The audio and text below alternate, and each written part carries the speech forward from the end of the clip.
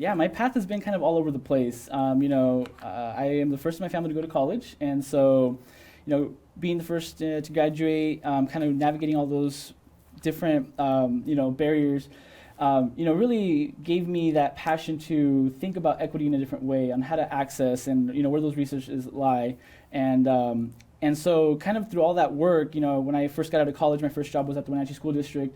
We hit a pandemic, and so we saw that there was a lot of technology barriers, right? So a lot of folks didn't have access to computers or internet, and so right there, that's an equity piece, right? So we worked together to, I worked with the at the Wenatchee School District to help address some of those issues, and so that was a big project and a big impact during the pandemic. From there, I went to the college where I worked as outreach and recruitment, and so another piece of that was doing outreach for the community, trying to reduce barriers for students to come to the college. And so again, another little equity piece there of trying to give resources where they're most needed. And I found this opportunity.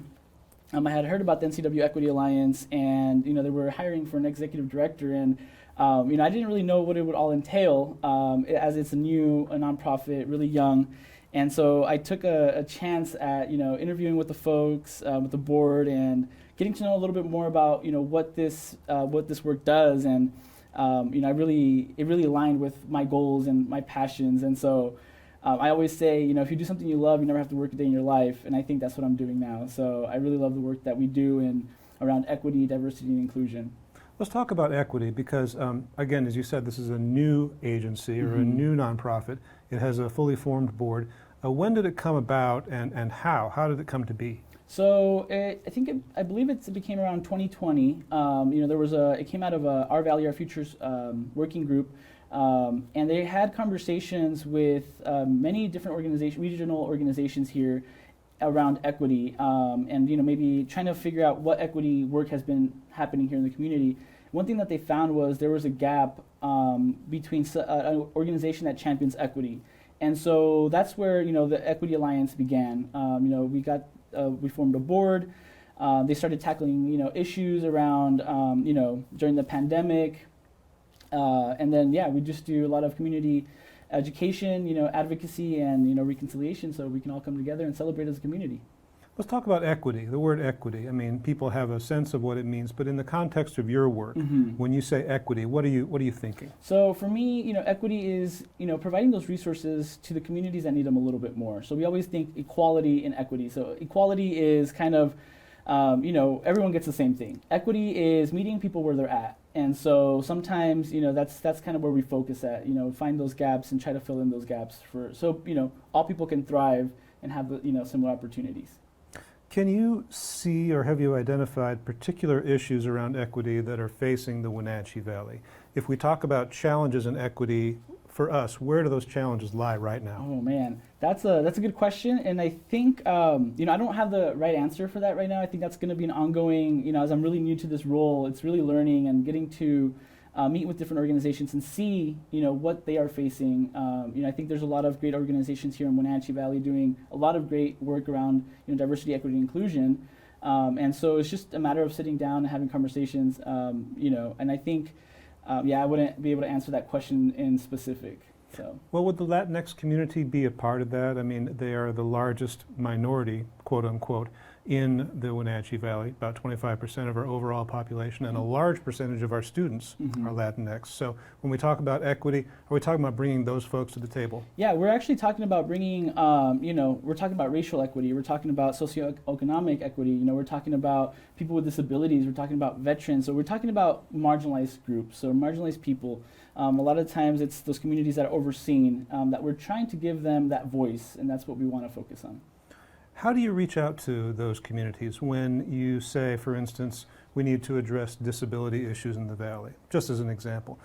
Whom do you go to? Whom do you consult with? How do you reach that population? So we look for organizations that are already working with that specific population. We try to invite them to have community conversations and really just try to hear from them and give them a space to really share their experiences and kind of take that firsthand what they'd let us know and try to address. Try to come up with a plan with everyone on how we can address some of those issues. I'm no expert in everything, and so it's always great to reach across and work with other members and community members to try to address some of these issues. And it's really for everyone to thrive. So we always try to incorporate different perspectives, and that's where that diversity piece comes into play. It's a working group, which means you always have projects you're trying to push forward into the future. So is there a primary project, a primary goal that, say, the Equity Alliance wants to complete in 2023? So right now, our big project in 2023 is we have 5 learning sessions that are happening, with our first one starting next Wednesday, the 25th. So that one's going to be a 10-part series. It's called Learning to People Better Together. It's going to be great. Like I mentioned, it goes from January all the way through June. It meets every 2 weeks. And it's, to help folks that are, trying to implement or do DEI work within their own organization. So we had our first annual last year. This is going to be our second one going through. So we had a lot of great feedback, from our participants. And so it's exciting to see that we're going to offer that again, and we're going to be starting that next week. I unfortunately was not part of the program, but I hear a lot of great things about it. So. The Uplift Awards recently took place, and they were passed out to a couple of different folks and organizations. Steve Maher, the coordinator of Our Valley, Our Future, was one recipient. Yvonne Lopez Ramirez with Parque Padrinos was another recipient. And Wenatchee Pride is an organization. Now, the way I understand it is the Equity Alliance works with the city to kind of sift through nominations and determine who comes out on top. Tell me about that process. That must have taken some energy. Oh man, that was very difficult. We had a lot of great nominees come in, and trying to pinpoint the ones that take that award was really difficult. But we looked into what the nominator commented about the nominee, because these are nominees. They are nominated by the community. So we try to go into the comments. We try to look at past work that they've done. Ongoing work that they're doing, and what they're doing to help. We in the criteria it says specific population, so we always look into what population are they working with and what impact are they making. But yeah, it was definitely a difficult process to pick, because everyone needs this, should have taken this award, but it's really hard to pinpoint those few. One of the slogans that comes up when we talk about equity is nothing about us without us. So is that to say that those who are in charge of things, those who have the authority, before they take broad sweeping decisions, need to keep the populations that will be affected in mind? And if that's the case, how do you get those populations to be top of mind when people are building a bridge, building a new street, trying to get a civic project across? How do you keep in mind those people who are maybe less represented? Yeah, and it's about asking the questions, and so it's about asking, is everyone here at the table that should be here? Who's getting affected by this? And so it's always just asking yourself, is everyone here at the table, and who's missing? And I think that's a way to kind of try to keep those people in mind that will be affected by different projects. And I think Parque Padrinos did a great job with this, with the with the Mahau Park, of trying to do outreach, and getting communities to be involved. And I think that's what we do as well, right? When there's big projects, get the community involved, get the voice involved, because that's how you're going to know what those needs are and what the impact is going to be of a project. Do you see yourself as an umbrella kind of organization for groups like Parque Padrinos, other groups that are working in specific areas of social justice and inclusion and equity?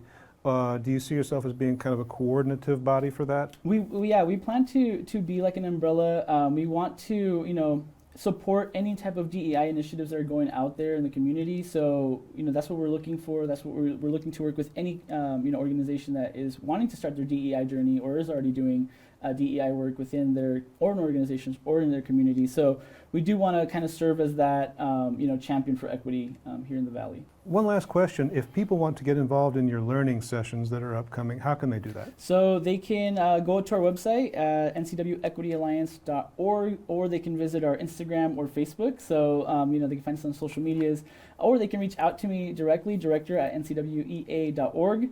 And I'll be happy to answer any questions and share some of those learning sessions that are coming up. More are going to get posted on our website and social media as we start to roll them out. For now, we have our first one coming, which is Learning to People Better Together, Part 2. Learning to People Better Together. Yes. All right. I love it. We'll try to keep that in mind and let people know about it. Yeah, thank you. Oscar Licon-Eusebio, thank you very much for joining us today. Thank you for having me here.